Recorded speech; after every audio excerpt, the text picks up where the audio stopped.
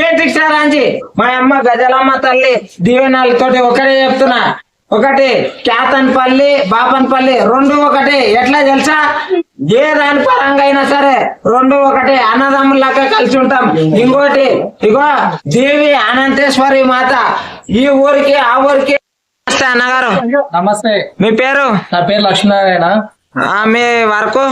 నేను advocate. Okay. బాపన్పల్లిలో ఉన్నాం కదా, మీ ఉద్దేశం? బాపన్పల్లి గ్రామంలో ఒక యువకుడిగా నేను ఉన్నందుకు నిజంగా గర్విస్తున్నా. మీ జిల్లా, మండలం, గ్రామం? మాది దామరగిద్ద మండలము, బాపన్పల్లి గ్రామము, నారాయణపేట జిల్లా, ఉమ్మడి పాలమూరు జిల్లా, ఓకే, తెలంగాణ రాష్ట్రము. ఓకే, చెప్పండి.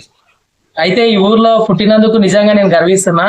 ఎందుకంటే ఈ రోజు అష్టాదశ శక్తి పీఠాల్లో ఒకరైన అమ్మవారు శక్తిపీఠంలో ఉజ్జయినిలో వెలిసినటువంటి మహంకాళి అమ్మవారు ఉజ్జయిని నుంచి మధ్యప్రదేశ్ లోని ఉజ్జయిని నుంచి హైదరాబాద్, సికింద్రాబాద్ వచ్చింది. సికింద్రాబాద్ లో మహంకాళి అమ్మవారిగా దర్శనం ఇచ్చింది.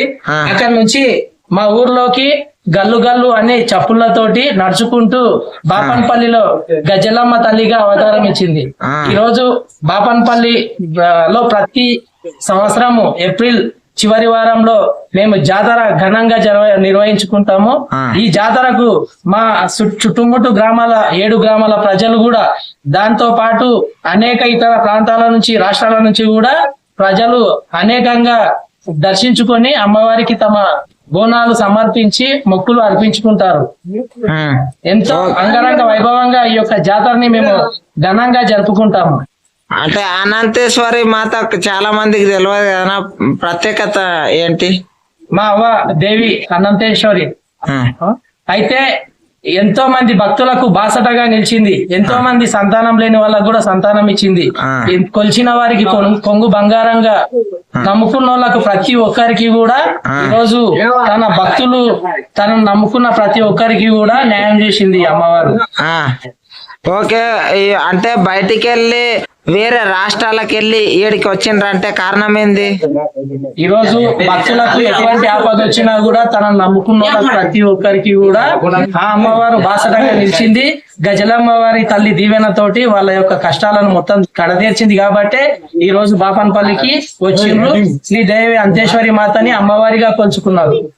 ఓకే, ఆ అమ్మ ప్రత్యేకత కొద్దిగా చెప్తారా? బాపన్పల్లి గజలేశ్వరి అంటే మధ్యప్రదేశ్ లోని ఉజ్జయిని అనే ప్రాంతంలో అష్టాదశ శక్తి పీఠాల్లో ఒకటైన ఈ మహంకాళి అమ్మవారు అక్కడ ఉంటది. అక్కడ నుంచి హైదరాబాద్, తెలంగాణ రాష్ట్రంలోని సికింద్రాబాద్ దగ్గరకు వచ్చి అక్కడ ఉజ్జయిని మహంకాళిగా అవతారం ఇచ్చింది. అక్కడ నుంచి మీ ఊరికి ఎలా వచ్చింది? మా ఊర్లో ఆపద కాలం వచ్చింది. అప్పుడు ఆవిళ్ళు అంటే ఒక ప్రత్యేకమైన రోగం అది. అటువంటి సమయంలో అమ్మవారు మా ఊరికి వచ్చింది. వచ్చి మీ ఊర్లో ఏం ఆపద వచ్చింది అంటే ఆవిళ్ళు వచ్చినాయి అని చెప్పిండ్రు. అయితే మీ ఆవిళ్లకు ఈ విధంగా చేస్తే మీకు మంచిగా అవుతుందని చెప్పి ఒక భక్తులకు అందరికి ఒక నమ్మకంగా ఆమె చెప్పినట్లు. అంటే ఎవరి రూపంలో? ఆమె రూపంలో ఒక భక్తురాలి రూపంలో వచ్చింది. పేరు గజలమ్మ తల్లి. అక్కడి నుంచి వచ్చిన ఉజ్జయిని మహంకాళి అమ్మవారు ఈడొచ్చి గల్లు గల్లు చప్పులు వేసుకుంటా గజలమ్మ తల్లిగా అవతారం ఇచ్చింది. అంటే ఇప్పుడు ఆమె అవతారం ఇచ్చింది కదా, చాలా మందికి ఆమె మీద నమ్మకం, విశ్వాసం ఉన్నది. కాకపోతే కొంతమంది నమ్మట్లేదు. అలాంటి వాళ్ళకి ఏమంటారు?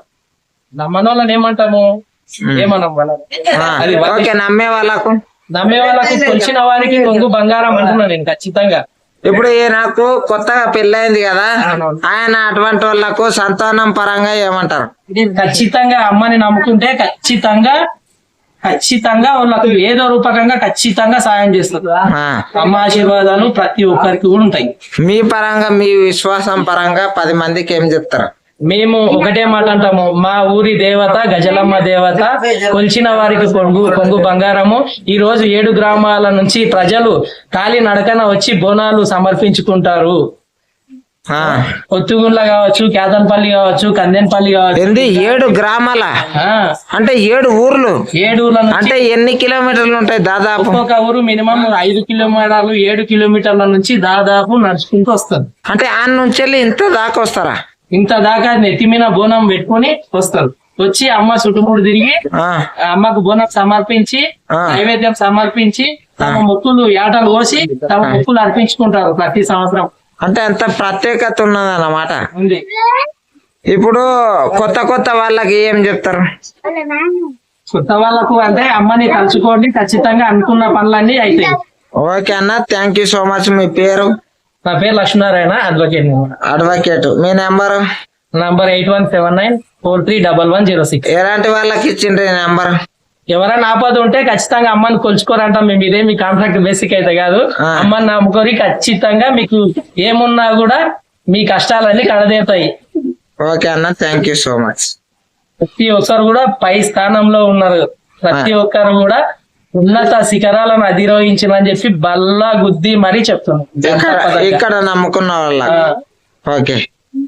ఇక్కడ మీ పక్కన ఉన్నాడు కదా, ఆ అన్నకు ఏం చెప్తారు? కొంతమంది అట్లనే చెప్తారా అని అంటారు. ఈరోజు సమాజంలో ఆస్తికవాదులు ఉన్నారు, అతివాదులు ఉన్నారు, దేవుని నమ్మేటోళ్ళు ఉన్నారు, దేవుని నమ్మనోళ్ళు ఉన్నారు. ఇది ఒకటే మాట, దేవుని నమ్మనోళ్ళని వాళ్ళ గురించి నేను మాట్లాడాల్సి, వాళ్ళు మన దృష్టిలో లేరు. దేవుని నమ్మేటోళ్ళకి ఒకటే మాట మాట్లాడుతున్నా, ఖచ్చితంగా మీరు కొలిచే దైవాన్ని ఖచ్చితంగా భక్తి పూర్వకంగా కొలవండి. ఖచ్చితంగా మీ కష్టాలన్నీ కూడా కడదేరుతాయి ఖచ్చితంగా.